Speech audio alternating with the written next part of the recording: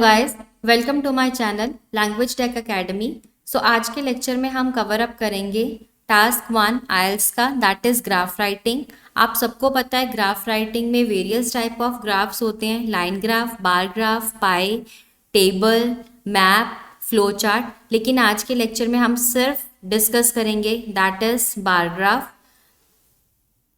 Let's get started. So आज का bar graph का टॉपिक है, वो कह रहा है the bar graph below gives information about the preferred leisure activity of Canadian children. मतलब कनाडा के जो बच्चे हैं उनको किस कैटेगरी में डिवाइड करा गया, बॉयज़ और गर्ल्स में। उनकी जो प्रेफर्ड लेजर एक्टिविटी है वो कौन सी है।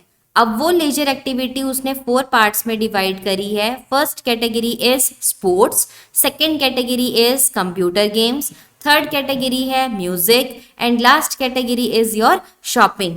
These are the favourite leisure activities of किसकी, बॉयज एंड गर्ल्स की कनाडा में। So this is your overall question.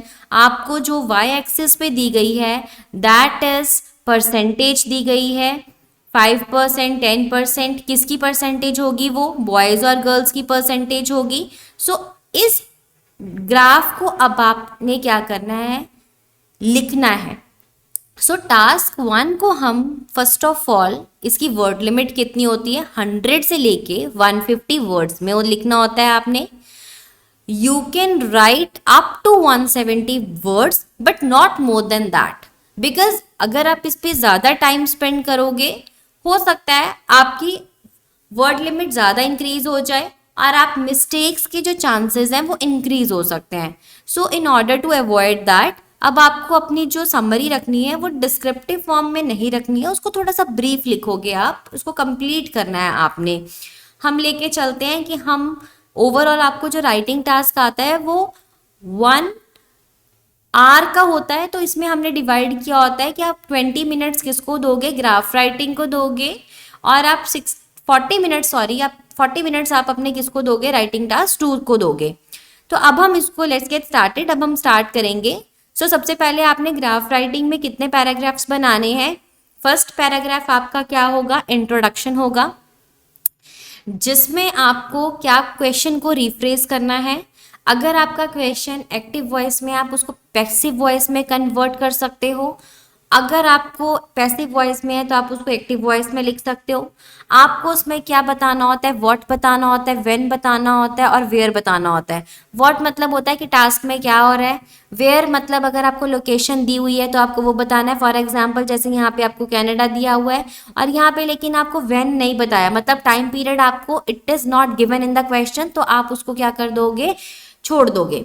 अब हम यहाँ पे देखेंगे इंट्रोडक्शन में आपने सबसे पहले क्या लिखना होता है। क्वेश्चन में क्या था आपका, द बार चार्ट बिलो। अब यहाँ पे आपने गिवन की जगह आप क्या वर्ड यूज कर सकते हो, आप लिखते हो द गिवन बार चार्ट। तो अब गिवन की जगह आप कौन से वर्ड्स यूज कर सकते हो, you can use word provided. आप यहाँ पे the provided, supplied and the presented, इन तीनों में से आप कोई भी एक वर्ड यूज करोगे। और ग्राफ कौन सा है आपका, बार ग्राफ।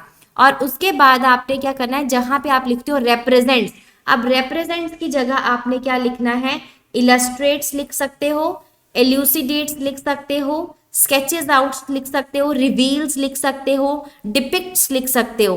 तो इनमें से आप कोई भी वर्ड यूज कर सकते हो, लेकिन आपने वर्ब के साथ क्या लगाना है। बहुत से बच्चे नहीं लगाते हैं तो उसकी वजह से उनके मार्क्स कम होते हैं। एस लगाना इज मैंडेटरी, क्योंकि आपका ग्राफ जो है वो क्या है, सिंगल ग्राफ है। अगर आपके पास मल्टीपल ग्राफ्स होंगे देन आपको यहाँ पे एस को अवॉइड करना है, एस नहीं लगाना है। तो कैसे बनेगी ये sentence, the provided bar graph elucidates. अब क्या दे रहा है ये इंफॉर्मेशन दे रहा है आपको, किसके बारे में दे रहा है, अबाउट, सॉरी यहाँ पे 4 आएगा, यहाँ पे 4 लिख लेना आप लोग, about 4 different leisure activities, about 4 different leisure activities chosen by boys and girls in कहाँ पे चूज कर रहे हैं वो, कनाडा। अब यहाँ पे आपका व्हाट भी कंप्लीट हो गया। व्हाट क्या था आपका कि 5 डिफरेंट एक्टिविटीज है। अब मैंने यहाँ पे बाय करके लिखा है, that means I am writing this in passive voice, क्योंकि आपका जो टेंस है वो किस में है, एक्टिव वॉइस में। उन्होंने सिंपल आपको दिया है कि preferred leisure activities of Canadian students, लेकिन मैं कह रही हूँ कि 5 मैं इनको आगे ले गई हूँ, 4 different leisure activities chosen by boys and girls in Canada. Units आपको किस में दी हुई है, units are calibrated in percentage भी लिख सकते हो, परसेंटाइल भी लिख सकते हो। यूनिट्स आर यहाँ पे आप एक्सप्रेस्ड भी लिख सकते हो। अगर आपको कैलिब्रेटेड के स्पेलिंग नहीं आते हैं तो आप यहाँ पे क्या लिख सकते हो, units are expressed in percentile and write it here. यहाँ पे आप क्या लिखोगे, इन 4 different leisure activities. Right guys, I think आपको क्लियर होगा कि अब हमने इंट्रोडक्शन में क्या लिखना है। एज इट इज आपके क्वेश्चन का मीनिंग सेम रहना चाहिए, सिर्फ आपने चेंज क्या करनी है, उसकी लैंग्वेज चेंज करनी है। आपको अपनी लैंग्वेज में वेरिएशन लेके आनी है, that is the demand of the question.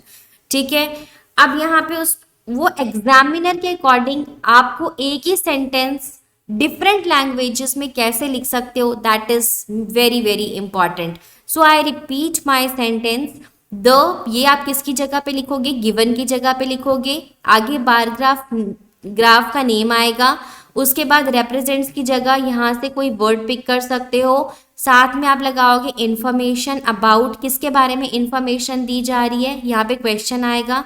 उसके बाद यूनिट्स आपकी किस में दी हुई है, परसेंटेज में दी है। आपका नेक्स्ट पैराग्राफ जो होगा उसमें आपने सेम वर्ड ऐसे ही लिखना है, ओवरऑल।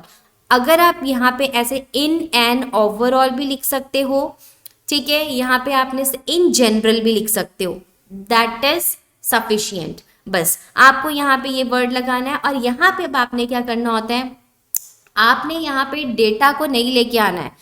कहने का मतलब ये है, आपने यहाँ पे परसेंटेज नहीं बतानी है, आपको ओवरऑल लिखा है। ओवरऑल का मतलब होता है कि किस जेंडर की परसेंटेज किस एक्टिविटी में ज़्यादा है और किसकी कम है, कौन किस एक्टिविटी में ज़्यादा पार्टिसिपेट कर रहा है, कौन किस एक्टिविटी में कम पार्टिसिपेट कर रहा है और किसकी कांस्टेंट है। आपको जस्ट इन जनरल आपको ये बताना है। तो मैंने इसको कैसे लिखा है, अब कौन पार्टिसिपेट कर रहा था, बॉयज़ और गर्ल्स पार्टिसिपेट कर रहे थे, तो मैंने सब्जेक्ट लिया बॉयज़ एंड गर्ल्स। कहाँ पे, कनाडा में।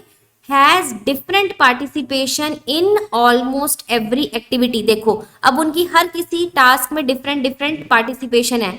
अगर बॉयज़ की स्पोर्ट्स के केस में अप्रॉक्सीमेटली 26% है तो गर्ल्स की कितनी है, 12% है। दैट मीन्स डिफरेंट है। अगली गेम में कंप्यूटर गेम्स में जा रहे हैं, वहां पे भी बॉयज़ की क्या है, गर्ल्स से ज़्यादा है। तो और म्यूजिक में भी ऑलमोस्ट क्या है, दोनों जेंडर्स की सेम है। शॉपिंग के केस में बॉयज़ की फिर से बहुत ज़्यादा है और गर्ल्स की कंपैरेटिवली लेस है। तो हमने इसको कैसे लिखा है, boys and girls in Canada has different participation in almost every activity except, सिर्फ म्यूजिक को छोड़ के, क्योंकि म्यूजिक में उन दोनों की क्या थी, सेम थी। Whilst boys have participated more than girls in each act. हर किसी एक्ट में जो परसेंटेज है बॉयज की वो गर्ल्स के कंपैरेटिवली क्या है, ज्यादा है, लेकिन म्यूजिक को छोड़ के। इन शॉर्ट आपने, अब मैंने यहाँ पे देखो कहीं पे भी परसेंटेज नहीं बताई है कि बॉयज की परसेंटेज ये है, गर्ल, वो हम कहाँ पे बताते हैं, डिस्क्रिप्शन पार्ट में बताते हैं।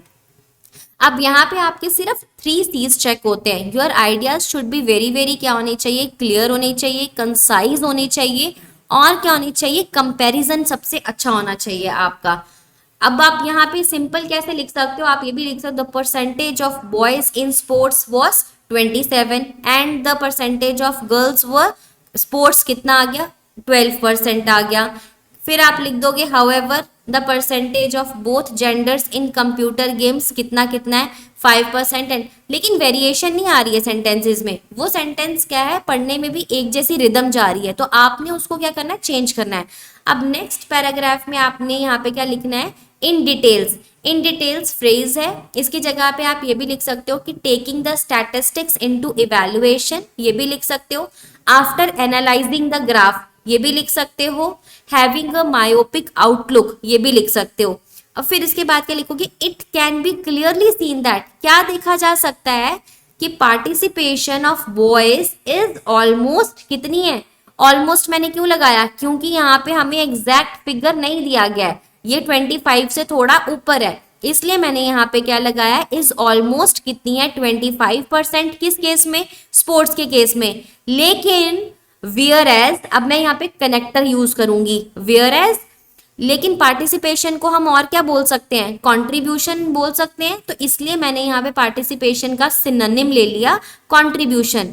कंट्रीब्यूशन गर्ल्स की कितनी है, इज अराउंड कितनी है, 12% है।